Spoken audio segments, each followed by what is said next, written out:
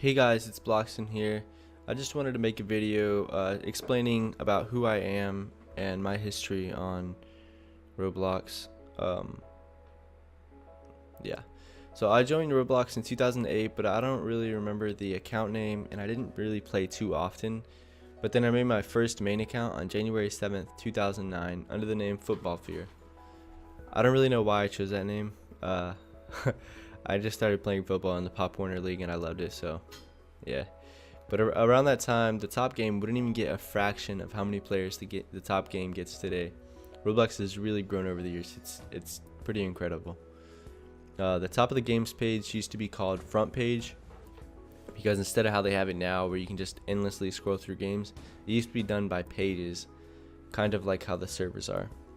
But anyways, back then a lot of games would be uncopylocked, which means that you can go into Roblox Studio and basically see the scripts in a game or the bricks, see where everything is, and you can alter them or you can learn from them, which is I think what it's really intended for. Or if you're cheap like how I was, you can just take the whole game and act like you just made it. And like I said, that's what I would always do. I'd get my game popular, but then when it would start to lose players, I'd find another uncopylocked game and just publish it over the other one, and then it would end up bumping back up to the top of the front page. It's really bad. In 2008, game badges were introduced, but I don't think they got as popular until 2009, but I'm not exactly sure of the time frames and all that because it's been quite a long time. And you had to have Builders Club to make a badge. I'm not sure if that's still how it is. I'm assuming that's still how it is, but yeah, back then I didn't have Builders Club either. So I had an obby on Football Fear's account, and I wanted to go ahead and play it and show you guys how terrible it was, but how the games used to be back in 2009. So I'll keep talking while I play this.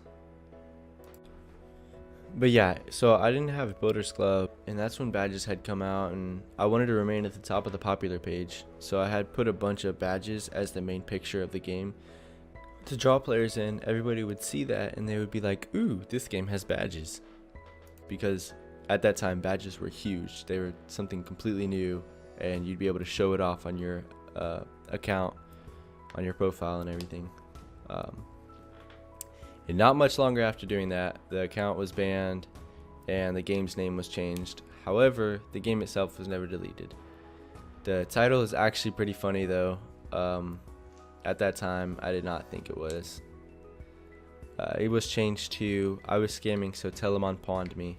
For those who don't know, Shedletsky's username used to be Telemon, and he was the first employee at Roblox. He also created the super popular game Sword Fights on the Heights. Perhaps you've played it. Once I got banned, I was devastated, but I had already created another account named I Play Football on July 12th, 2009, so that's the account that I just transitioned to.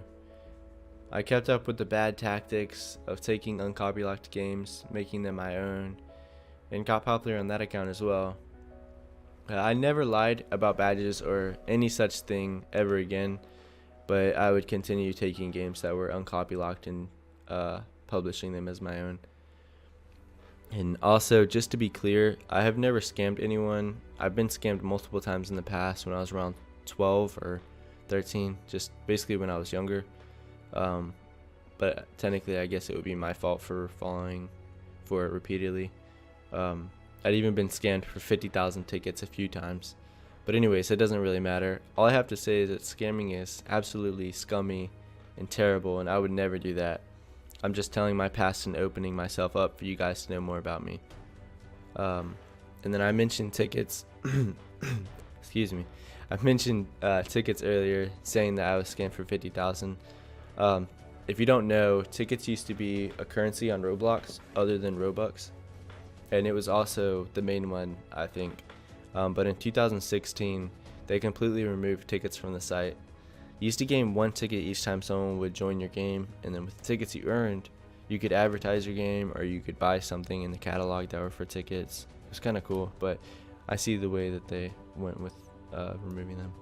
But anyways, Like I had said before, on I Play Football, I continued the practice of copying games and just making them my own until around 2013 or 2014. I took a break from Roblox. I wasn't really on it too often. But then when I got back, I was just realizing, this is terrible what I'm doing. I'm just taking other people's hard work and getting popular from it, and I'm not learning anything. This is no benefit to me. It's horrible. And I can't really change my past or what I've done, but I think it's important for me to not hide what I've done, but to be fully open and honest about it when telling who I am and about my time on Roblox. It wouldn't be right for me to just skip over the bad stuff when I talk about myself and my history. So then in 2014 is when I turned it all around, and I started working on the game known today as Mega Fun Obby. I worked on and off with it, but was really confused why it wasn't getting popular. I think at the time I was just thinking that putting a minimum amount of effort into it, like updating it, adding only a few stages like a month, was just gonna get it popular. But it actually takes a lot of hard work and effort to get anything popular. And then around, I believe, like 200 stages, it started picking up and gaining players. So I started to add more and more stages daily, and I just kept bringing in more and more players. In 2016, my game randomly broke with the Roblox update, and I found out about a guy named Recurring Nightmare. His username has since been changed to Wrathsong, and he helped me fix my game. Without him, I don't know where I would. I didn't know how to fix it, so without him, it wouldn't even I wouldn't even be where I am. Mega Fun Obby wouldn't be where it is. So it's all thanks to him. But ever since then, we've been great and have worked together on a few games, but they've never really amounted to anything. Wrathsong is the main programmer for Mega Fun Obby, and he is who I always go to if I have an issue that I can't figure out, or when I have an idea for an update for Mega Fun Obby, such as pets perhaps. So huge shout out to him for being so helpful. You guys should definitely check out his profile and see what games he's created. He's a really cool guy. Today, Mega Fun Obby has gotten over 450 million visits, and I think that it's been a pretty big hit considering it's only an obby. Okay, I have my mic muted, but that guy's hacking, right? Like, he's hacking. Like, he's shooting through the walls, right? Like, I'm not stupid. Let me get killed by him one more time. We'll see what happens. What in the... Yeah. Nice. But yeah, that's pretty much the history of Bloxtun. I hope you enjoyed hearing about me, and I'm sorry if this was a bit long and I rambled. I just tried to fit in everything that was important. So yeah, thank you so much for watching, and be sure to hit the like button, smush the subscribe button, and wallop the bell to be the first to see a new video that I put out. Peace.